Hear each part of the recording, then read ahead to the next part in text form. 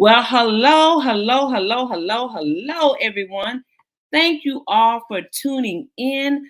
I cannot say how glad I am to be here once again. And let me tell you, you all, I just got a very special confirmation for all those who look like me. There is a journalist who has been covering the Mississippi Goon Squad, and she is going to be on the show today. Her name is Angela Buckner, and she's a journalist for Mike TV. And when I tell y'all, she has put in some work for this programming. She has, and she will be on shortly. But let me just give you, along with Reggie Ruffin, who is he's a justice seeker as well, and he is the CEO and founder of Just Cause Coalition. When I tell y'all this injustice and this no justice and this corruption and this just lawless country in which we're seemingly living in at this point in time is unbelievable. Y'all get your shades, because this is some truth you may not want to see, but you're going to hear it. You know how we do it. When it's some truth you may not want to see, keep your shades on. Stay asleep, and you're going to wish you were awake, because this could be your loved one or someone you know very special in your heart receiving no justice, injustice, goon squad beating by police who are supposed to protect, murdered by someone with a gun for no reason. We're just in an outlandish time, so we have to be careful and we have to stay concerned. Do not become so callous that you keep the shades over your eyes. Y'all, we're getting ready to get real. This is unbelievable what these Mississippi police officers done to this young man. And here it is. We get outraged over some minimal, minute things. And y'all, it's sad. This should be heartbreaking for everyone. All of us. I see the correspondent Reggie's on here, who he's been helping and working with with this case. He's the one that referred her to come to the reality coach so you all could hear the real truth. Real time, real talk, real issue. Get your shades on. If you don't want to see the truth, at least you getting ready to hear the truth. Let me welcome Reggie.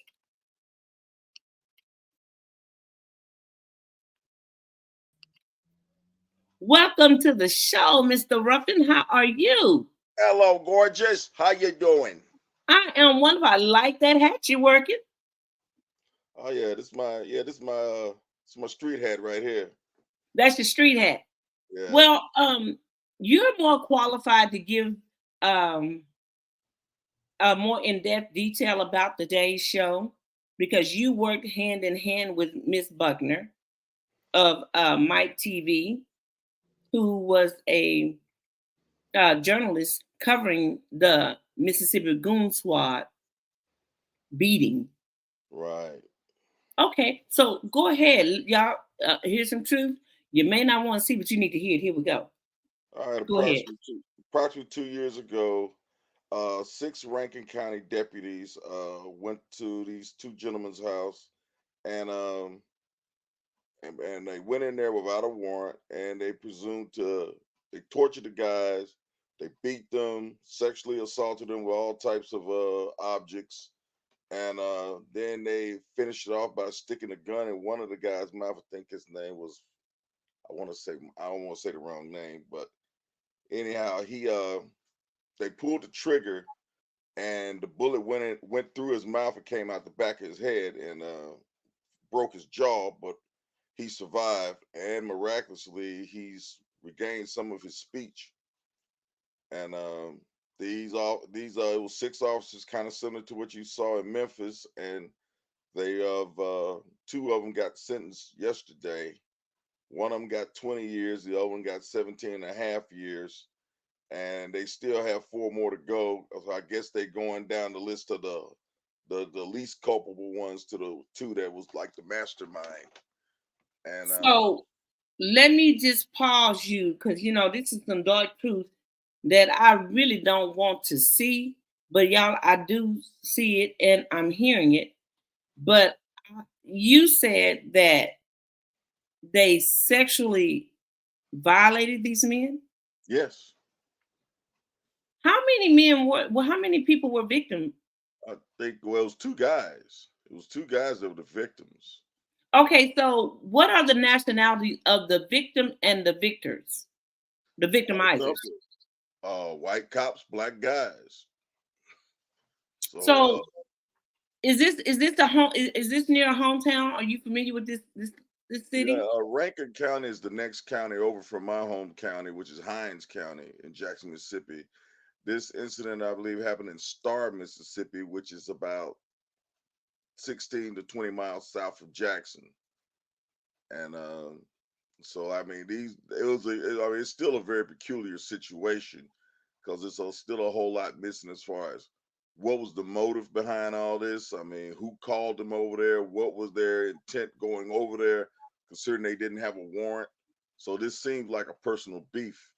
Like I said, kind of similar to the incident that happened in Memphis, where the guy was dating. The guy was dating the victim. Uh, I'm sorry, I'm getting a little rusty on names today. That's Tyree okay. Take Nichols. your time. Tyree Nichols. Tyree Nichols was the guy who was uh, beaten to death because one of the officers was dating this woman, and they were both dating the same woman. So the officer took vengeance by getting his boys to go in there, uh, pulled him over. They tracked him down, pulled him out of his car, and beat him. Then chased him almost to the the guy almost made it to his mother's house, and they just savagely beat him literally to death. And we are seeing now more than ever that sometimes police officers let those badges go to their heads and they take it upon themselves just doing these commando type raids on people, even for personal vendettas, to settle personal scores instead of enforcing the law. And I think a lot of it's been expired. I mean, been inspired by the TV show Chicago PD, where Hank Voight got his little intelligence unit that runs around town and doing semi quasi vigilante acts against people who they feel are deemed worthy of this type of brutality. And not only the police departments, but we have the whole judicial. I mean, look at the president, the candidate for president. I mean, you can have indictments and still be the president. Um, Well, you can't if your name's Donald J. Trump, because I bet you Barack Hussein Obama wouldn't have 95 criminal charges pending against him still running for office. uh, well, you said 95 pending. What about the four that he's been indicted on? Well, as they say, they just keep stacking it. They stack the wagon and the wagon keeps moving. So if we are not, we as a see, here's the thing: people don't get in. They don't go into action until it lands in their front door. Yeah, ain't When that this type of brutality comes well, not, into not just play. brutality, but just the way the justice system can just single-handedly go after someone with little or no evidence, and most times none at all, and still try to facilitate due process and violating it all the way around, all the way to the very end. And then you have these little slick-eyed hustlers they call judges that go in there and say, just because I'm the judge, this stands or don't stand. They can make Mhm. cases go away, or they can make cases come on you. And we're seeing now with Dak Prescott. Here's a woman coming out of the blue, and just because this man's about to get a big contract extension, and now she wants the whole $100 million that he's about to get. And I guess that just goes to show the warped sense of values that people have today, because a lot of this was kind of inspired by the Me Too movement, and the Me Too movement was not intended to do things this way, but unfortunately, that's what people are doing, and unfortunately, the courts are allowing it to happen, because you got to have evidence of whatever happened, whether it's civil or criminal. But you don't bypass the criminal process and go straight to the civil, because that's the thing that's most twisted. And it's a very easy fix to a lot of this. How about the investigators check the people that are making the allegations? How about they check their cell phone records? See how many phone calls they're making, text messages. You saw what happened in the Mel Tucker case, how all of a sudden everybody was ready to hang Mel Tucker off the highest bridge, saying that he violated this white woman from 2,000 miles away across the country on a telephone. And then here they are now. You ain't heard nothing else about that case, because now they walking it back because Tucker's attorneys got dirt on the accuser. I think it was name was Brenda Tracy, and now they got now they got it on her, and now you're not hearing nothing because unfortunately Michigan State University is going to have to pay Mr. Tucker all his money that they owe. Well, that opens a doorway for me. People say they're so sick of hearing me talk about this, but thank you for Uh, opening the doorway. As a mother who can relate to what Mr. Ruffin has just shared, how women can say that they've been violated by a man and there's no factual proof, and you have eyewitnesses that say it wasn't even a black man, and then you have DNA that clearly clears this man, and you have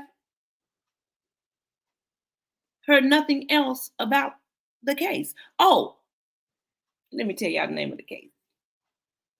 The Dallas Uptown serial rapist by the name of Draylen Patterson, my son. Just in case y'all don't know.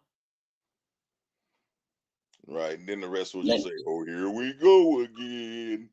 And I'm going to keep going again and again because I sat in the courtroom. Amen.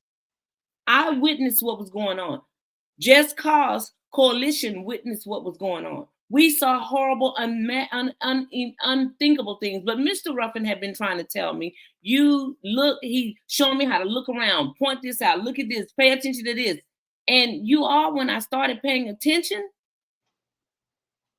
I'm horrified. Not only am I horrified, I'm furious. They had in the courtroom the young lady that got on the stand had a coach sitting in the audience with us. Hmm. When she got ready to make a mistake, the coach was doing this.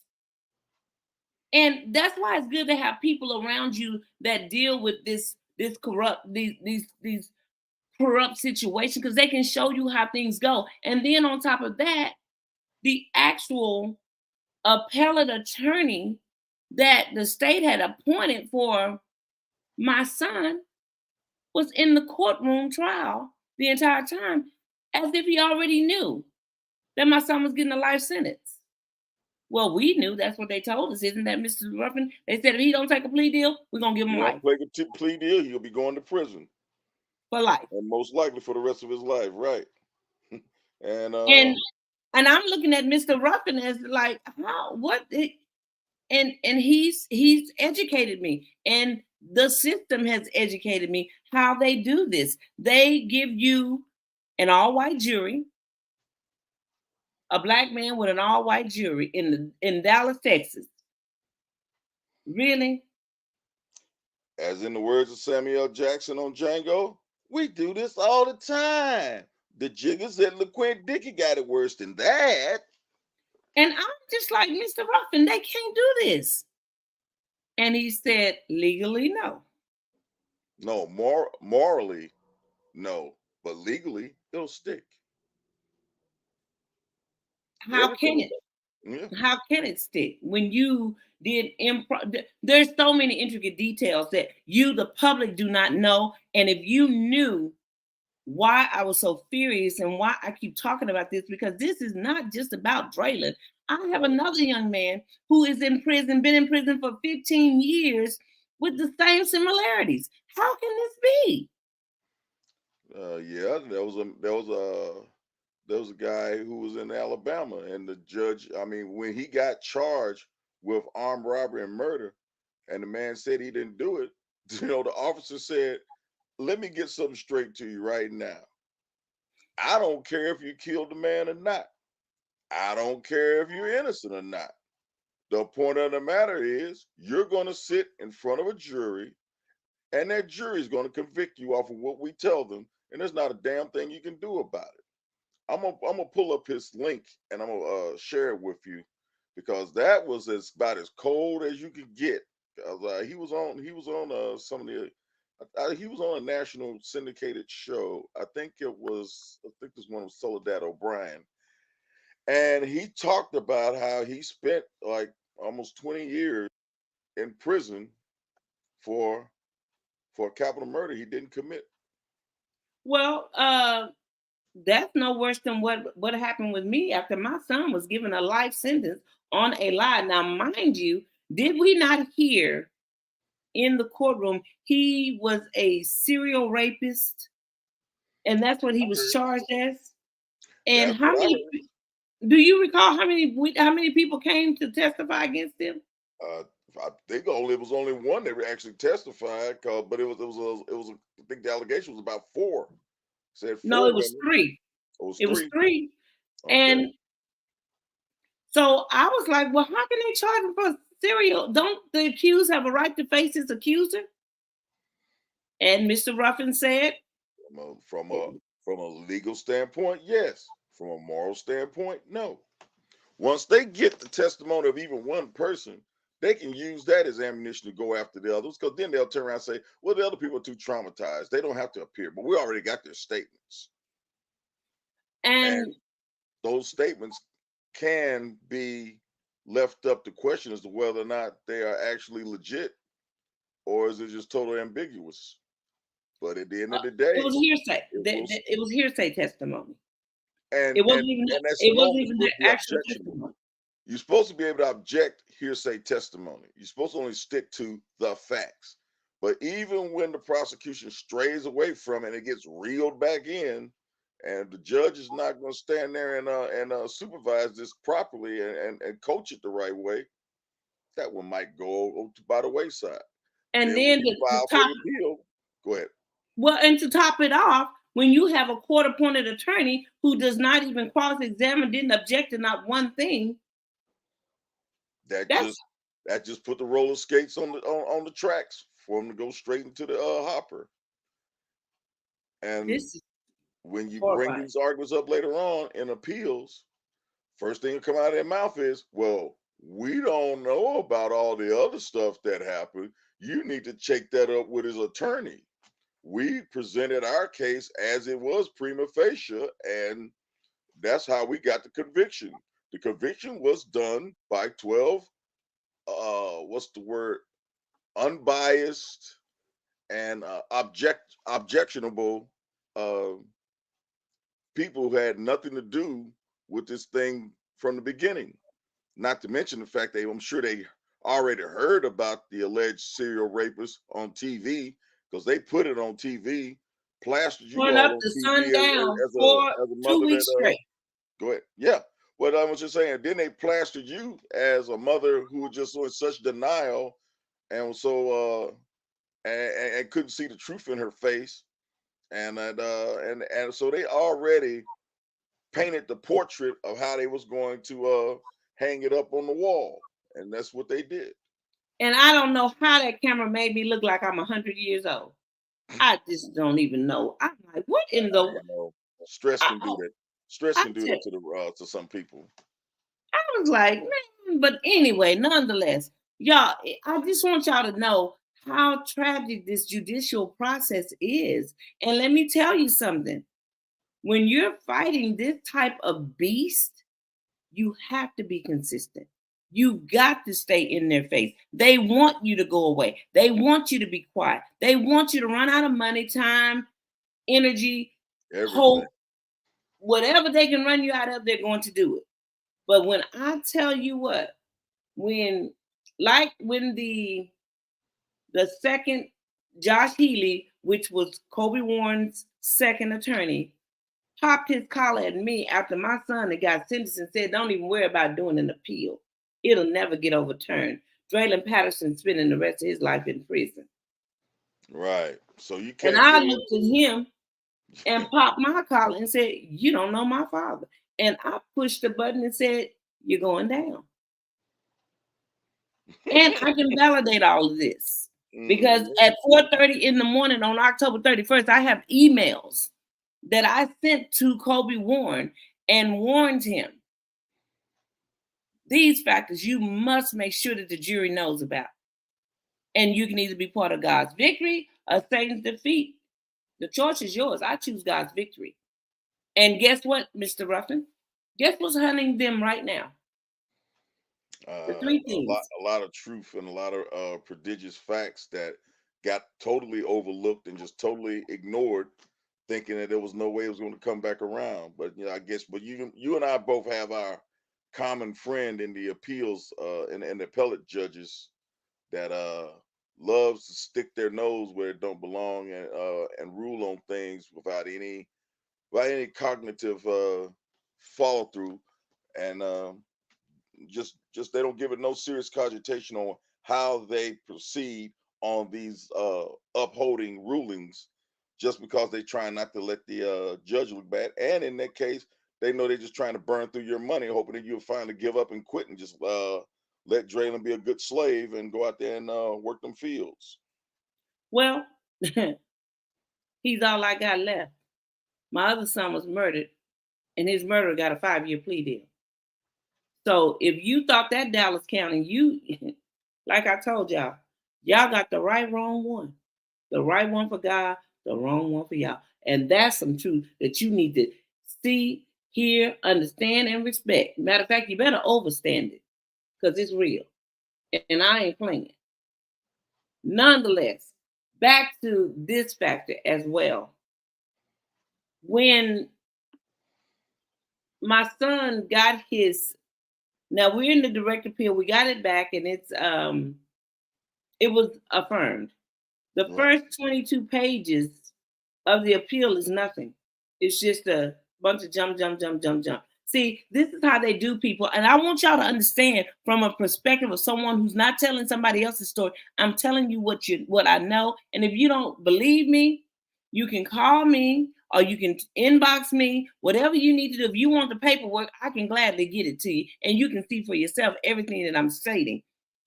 This affirmation came, and for the first 20 to 30 pages it was nothing. And this is what they do: they tire you out. They get you so tired of reading, looking for what you're trying to find, until you even get tired of reading. And then by the time you get to it, you miss something. Well, not on my watch, not on this watch, not no.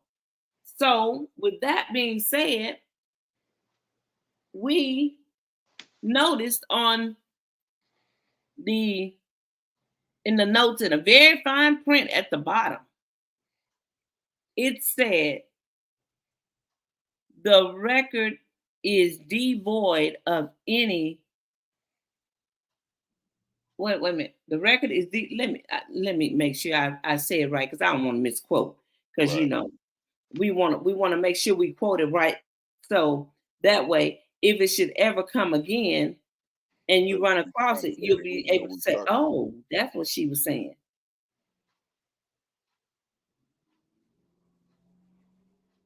Oh goodness, I wish I'd have known I was gonna bring it up. I would have had it sooner. Well, while you trying to figure that out and try to get to that, why don't you let them know who our common friend is that trampled over your case just like she did mine. And the appellate judge that presided over this case was Bonnie Goldstein, who happens to be running now for this Texas State Supreme Court. Like she's going to push that corruption down the river, and now want to jump in there, want to jump in with the Supreme Court. So that's what I'm saying. That's a as we say in those other terms, that's a cancer that needs to be extracted. Gonna be. If I have anything to do with it, and you know what? As many times as I have seen that statement, oh, there it is. I got it. I knew I took it. Ding, Okay. ding, ding.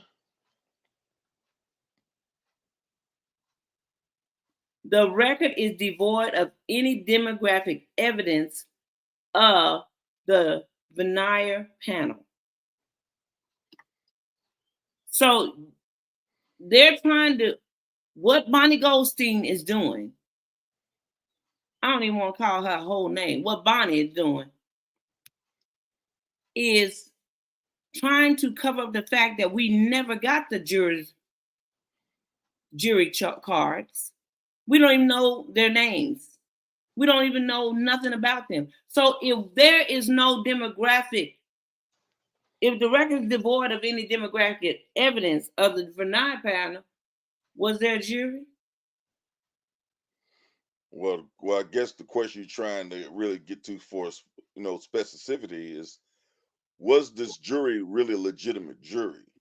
Because I mean, they're supposed to be random citizens of the community. They've come together and deliberate over these type of cases. But as we all know, a lot of times, upon further review, you find out later on that uh, these the jurors are some way somehow connected to law enforcement or connected to whatever certain community that may have a totally different view or bigoted opinion about things.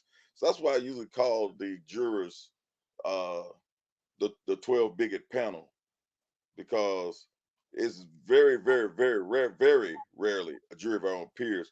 And in a lot of cases, especially when a black man is the accused, any black jurors, the first ones they run off are black men, because you would think that those men would have some experience with the law and would know what the actual due process of law is, because someone's laws or someone's rights have been trampled over so many times because we're the first one they pick out.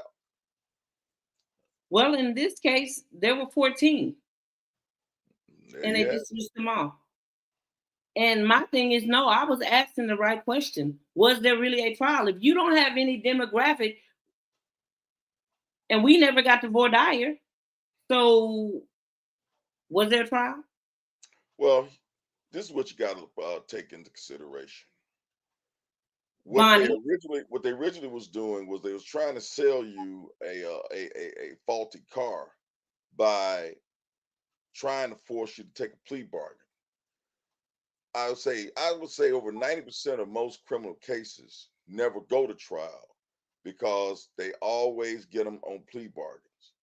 And so you take a plea bargain thinking that's out to help you, but what it does is it has permeated you as being a scourge of society in whatever manner that is. I mean, I was just representing a man who took a plea deal on a sexual molestation case because him and a few other people were swimming in a swimming pool. There were children in the pool, but it's not been ascertained whether or not they was right there by each other or what was going on.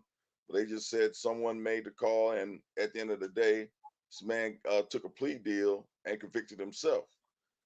I mean, I would tell most people that if you feel like you're innocent, you should fight it. I mean, I fought mine, and I was fortunate and blessed enough to win both cases. But that doesn't happen often to most others. and And especially without an attorney. And let me tell you, if you're gonna fight these demons, you gotta have some. You gotta have some stamina, some super extra knowledge, or or some money. And Period. it also doesn't, it also helps if you have an attorney that really believes in your case and really believes that he can win it. Some attorneys just take the case, just go through the motions, just get it out the way, and just try to get that folder off his basket. And then there's a lot of that going on. I mean, you may have you may have an attorney that's handling 30 or 40 cases during the time he's handling your case. And so he's answering questions, going back and forth, back and forth, back and forth with other clients. And I know this for a fact because I work with an attorney that sometimes you might be telling the story and be telling the facts about a file that's similar to one that you're looking at, and you had to go look back and check the name to make sure you was talking about the right person, Hmm. because you don't want to get in open court and look like a fool and So blab out the wrong name or the wrong thing. That actually could get your case thrown out on a mistrial. right. So it have you heard anything from Miss Buckner? I haven't, but Uh, I was wondering was she still going to be able to jump on here? let me let me do this right quick. Let me send her a quick shout out. Because I mean, I want people to hear from the person that actually covered the story too.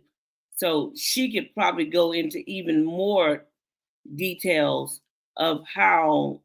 I just want to know how, as a reporter who still has a heart for the people, how does it feel to have to to actually do the report on these type of harsh crimes? I know how it feels as a mother to have to witness the crime being done. So that's my whole thing. I really, really want people to understand. Do not wait until it happens to you. I'm guilty of it. So I want you all to learn and discern from what I've earned. Now I'm concerned. I was just as in the dark myself until it happened to me. And I mean, because we was always misled to believe that things aren't like they were back in the 60s and the 70s or the 50s. And lo and behold, uh the lynch mob mentality is back, and it's back in full effect. As you know, you see what's happening with Dak Prescott. I mean, Dak Prescott has had no evidence that a rape ever even occurred, and this person remained mum about everything for 7 years, and now all of a sudden an epiphany is struck just as soon as his contract is up for an extension. Now all of a sudden, you know, we want $100 million, and I guess a house overseas or whatever, because it's like people's visions of grandeur are just so warped now. And I mean, and then they already claiming that this case don't even have no basis for a an indictment. You can't even prosecute them for it. And then I'm okay. And here's my other thing. This the key. Where's the evidence? What evidence do you have that anything of this ever happened? Because it's so far away.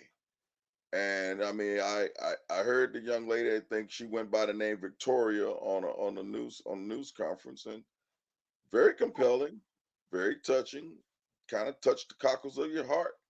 But you're still fighting with skepticism.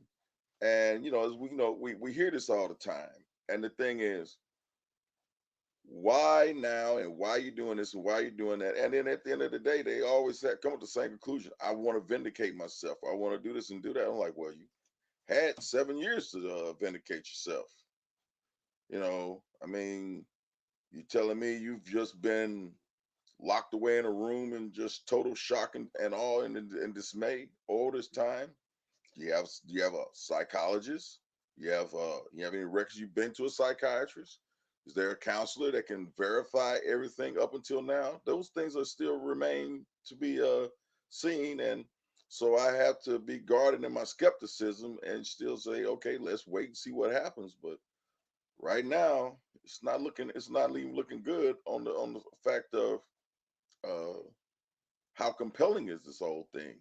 And this is not the Mhm. first time we heard it. We know we heard this with Michael Irvin, heard this with Zeke Elliott, Eric Williams. I mean, you could go down a list of men who have been uh, accused of these horrible things, and just to find out later on, it was all a lie.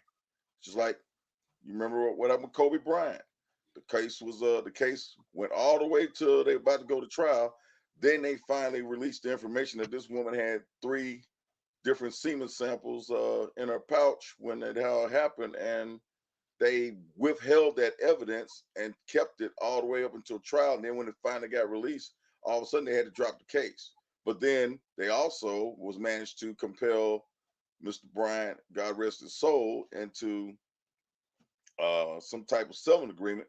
But yet it's still kind of sketchy as to who got the settlement agreement, because it could have very easily been that Kobe Bryant might have got paid for something of this, because everything that the prosecutors did was beyond criminal, withholding evidence. So it's very possible that Mr. Bryant got broke off. And but at the end of the day, we'll never know, because once these things was resolved, there was a non-disclosure agreement that they have both had to abide by. So that's just how the stickiness of this system is. Mhm. And that is so true, because I do know that if you had a serial rapist running around in Dallas and he's caught and he's going to trial, I believe in my heart of hearts, as a female and a citizen that is underneath the judicial county of Dallas, I deserve to know what happened to this vicious man that you put all over TV. Did we hear anything else about him? I haven't. I'm sure you haven't. But Well, I nonetheless, well, I was there on the first day of court. I called some of the reporters, the same reporters that came to me wanting to get my story, that made me look like I was this poor little mother, right. defending, don't want to accept the truth about her son. They all ignored me, Hmm. wouldn't come. And then I even went so far as to go live on Facebook to say, hey, y'all, the Well, trial's starting today. this is not considered legitimate enough for some people. They feel like everybody just a bunch of they like, that's why they call it fake book, because a lot of us so-called reporters, or what you call journalists, that are just basically street journalists or whatever. We're just out here just doing this for our own little glitz and glamour. I Well, promise you, there's a whole lot of things I would love to be doing than constantly talking about, how exacerbative the system is. I would love to see Well, in change. this case, Reggie, I was downtown telling them that my son, who you saw on TV, saw me on TV talking about him, was doing the trial. He was getting ready to go on trial. And then when we got there, they told us we couldn't even film it. Well, it's called controlling the narrative. Because I mean, I know from experience, when I spoke after the Brian Burgess trial, I had a very impassioned speech about how once again we're seeing our criminal justice system being the saving grace for these criminal acts committed by police officers. And the whole thing just, I mean, it went for about a good 2.5, 3 minutes. They only released like 6 or 7 seconds of what I said in that whole 2.5 minutes. That's when I started realizing I need to have my own devices to record what's really being said. Because just to say that Dallas is a blue city, that was just so ridiculous. Like, what, you think I was talking about Smurfs? It's just that's just how ridiculous the whole thing was, and how they made me look when I'm sitting up here trying to speak cogently about what was going on. As far as the optics of how a police officer literally got away with murder. And so we're gonna be releasing this footage of this link to other noteworthy law enforcement, also media, and also a few attorneys. There's the McCathin law firm in Dallas. I would be definitely sending a personal one to them to try to help them with their cases because they also did the Michael Irvin case because we're seeing a perpetual movement of people who are just going batshit crazy with uh, these allegations. You know, all this allegations without evidence. Once upon a time, you had to have evidence, but you can go to civil trial. I mean, I would guess the next thing turn around, one of us will be accusing somebody of anything, and you think they'll listen to us? I doubt it. But Alleged acts without facts. right, alleged acts without facts. And So, Reggie, we're gonna try to. I'm gonna take a 30-second break, and I'm gonna see if I can't get Miss Buckner on the line. okay,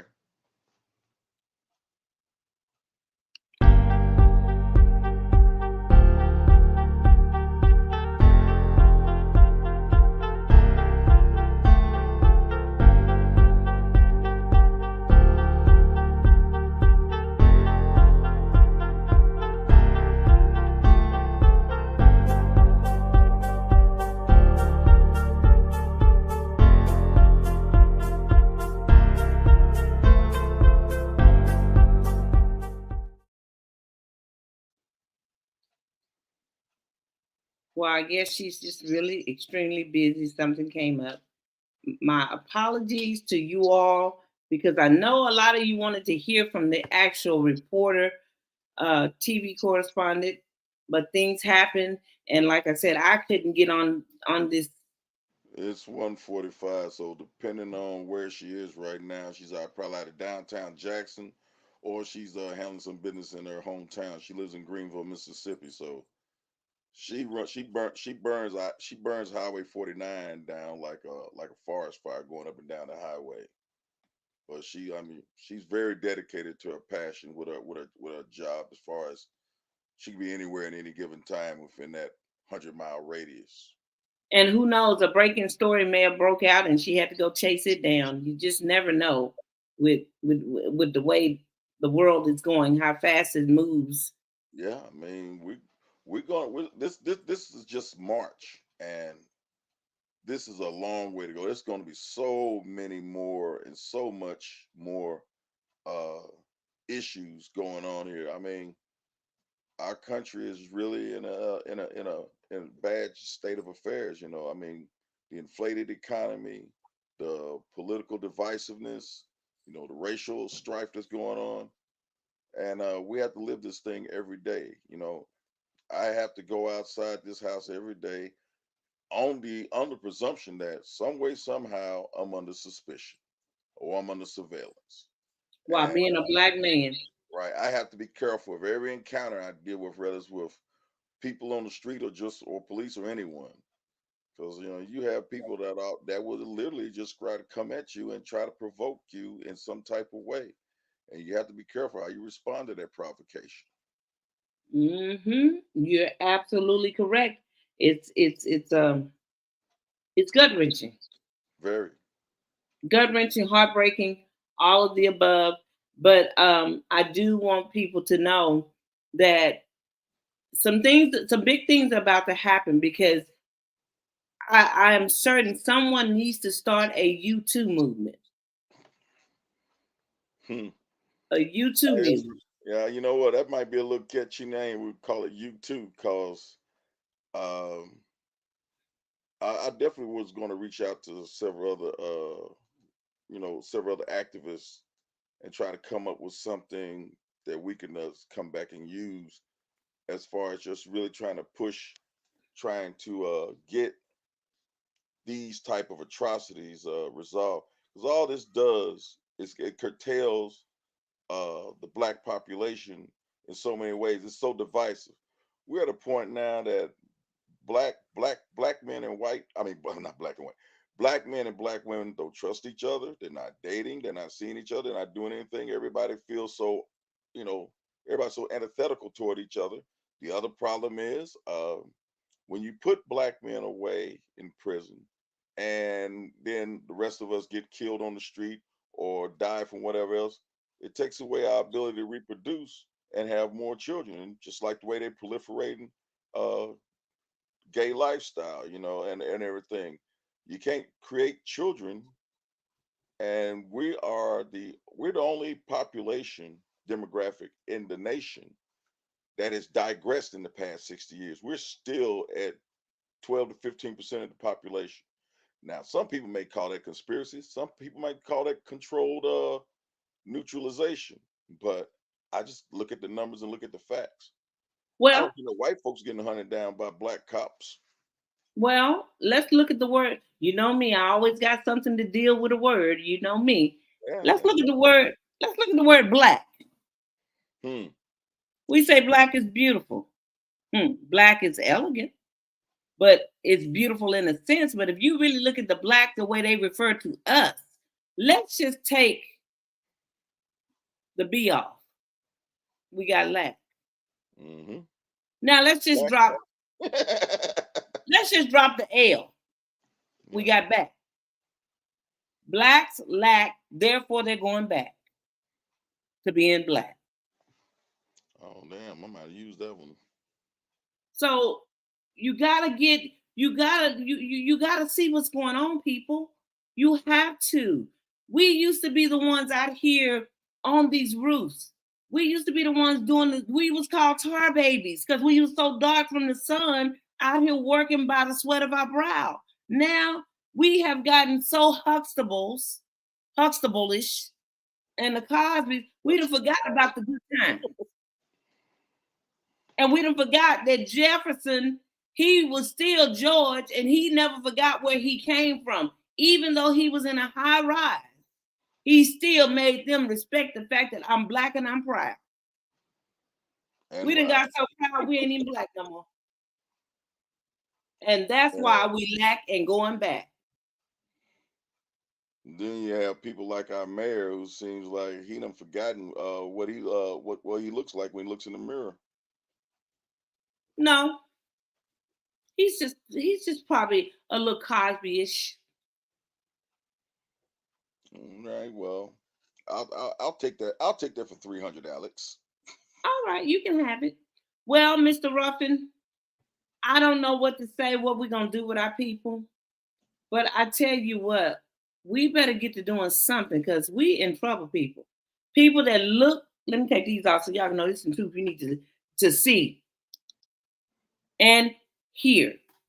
People that have this shade on them are a version of this shade. Please hear me when I say we better come together.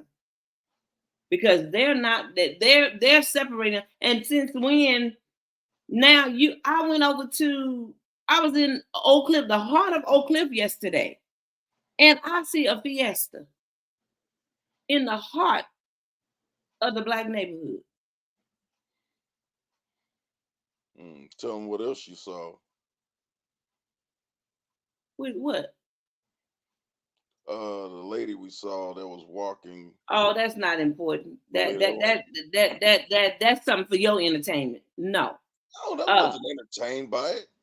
well, it's just sad. What's All right, going on in our leave that hood? alone. But one thing I must say about you, Mr. Ruffin, you showed you care about your people. When we saw that young lady walking in the manner in which she was walking in her undergarments, like it was a two-piece swimsuit. The first thing you instinctively did, which anybody in the neighborhood should have done, does she need some clothes? And you circled the parking lot to try to see if she needed some clothes. We are not that concerned anymore. And it's a shame that we're not. And we should be, especially in our own neighborhoods. But it was a relief 10 minutes later to see that she did go over there to the Foot Locker store and walked out with a jogging suit. Yes, somebody At did see least, that, and at least- that's refreshing. It's just that it's a shame that in a predominantly black neighborhood, I see fiesta. And if you look now, everywhere you go is, I mean, it's just like Do y'all not see what I see, black people? Right. I It mean, used to be Gloria's popping up, Sweet Georgia Brown's popping up, Henderson Chicken, all the black restaurants popping up. And yeah, things made accommodating for black people. Now all I see is Tex-Mex, Mexicali's, 'cause then all the all, cost and saving ain't stores. nothing wrong. See all There's the cost nothing saving wrong stores with moved out that. the neighborhood. There's nothing wrong with that. But there is seeming to be a significant declination, a declination in the black nation, while Declination. everybody Yeah. else seems to be rising. Come on, black people. You better think about that word black again. Remember, you drop the B, you get lack. You put the B back on, drop the L, you go back. Blacks are lacking, therefore we're going back. Blacks lack, we're going back to being just whatever, insignificant. Our children are gone wild. We got to do something. And y'all, I promise you, I'm going to put this link in there, The Reality of Abuse, the Aftermath, and the Recovery, which is a book that was written through me by God. And it is so, it blows my mind. And I'm reading it like it didn't come with these hands and this mind. It's a trip. Everything that's going on, it's been written. And this book took 20 years to make. And it's been out for maybe 6 years. But y'all, I'm gonna put the link in there. But Mr. Ruffin, I don't know whatever happened to our guest. I guess she got tied up doing something. It's not surprising. But every time something good is about to happen over here, I had problems getting on. You had problems getting on.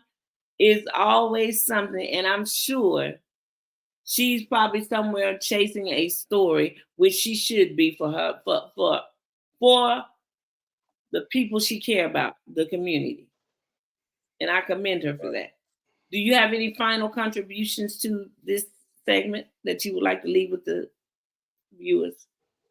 Well, I think the main thing is that it's frustrating having to still deal with the same problems almost day in and day out, and it does exacerbate and run you down, and you wanna feel like you've made something move every passing week, but I think back to Michael Irvin's speech about never giving up, no matter what anybody does to you, no matter what they say, what they do, you can't give up, and because if we don't, who will? I mean, who's going to pick that up for us? And I try to inspire that with just friends, family, whomever, and everything. And so I'm going to maintain that same type of determination and drive. So And I thank you for what you're doing with me and for me. You keep me going a lot of days when I want to stop. You right there to say, okay, well, what we got to do? Here we go. Let's do this. Do that. You've go, been go forward. very very helpful, and I appreciate you from the depths of my soul because without people like you, how do you fight this alone? I mean, it makes it harder. And when the day comes, we pass on. We got to hope that our children understand what it is we're trying to tell them and what's going on, because they're gonna be lost out here. And Hmm. I mean, it's gonna be like lambs going to the slaughter. And that's just something if I see something I can do about it to change it, no matter what it is, that's what I'm gonna do.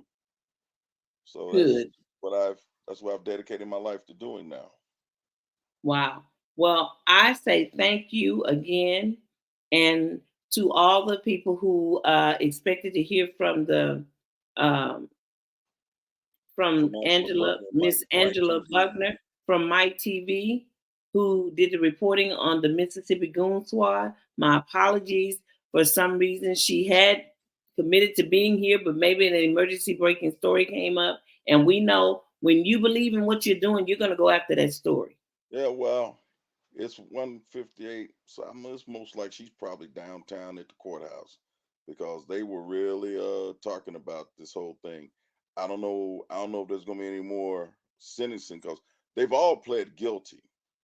So Mhm. at this point, all they're looking for now is the sentencing. So that's the one thing, I mean, I was fighting hard on that back in October, and then I think I was there back in June, catching wind of everything. And I mean, my home city and home state, it's just, I mean, it's just besieged by the ghosts of the past. Well, we gonna make sure that we try to do everything we can to stop that ghost from lasting. But we got to come back together, Black people, and fight. Not just when we want to just be seen. We got to fight to be heard once again. Yes. And a special shout out to Ernest Walker, to the late Ernest Walker, and his widow Debbie, who is still coping with the loss of her husband. I learned a lot about him and the work that he'd done over the past few weeks and whatnot. And I had said I was going to make a little shout out to him when we did the next broadcast, so I didn't want to forget. All right. Well, bless you, Miss Walker. And again, we thank your husband for what he was doing when he was walking in injustice with us. We appreciate him and you for sharing him with us as long as you did. Okay, you all, until next time, you all be blessed. And remember, keep your shades in case it's some truth you don't want to see, but you got to hear it. And if you don't want to see it, if you feel like you need to see it and hear, take your shades off. Get real. Let's stay real. We got to get real. For real. Amen. Once again. Until next time, be blessed. Thank you.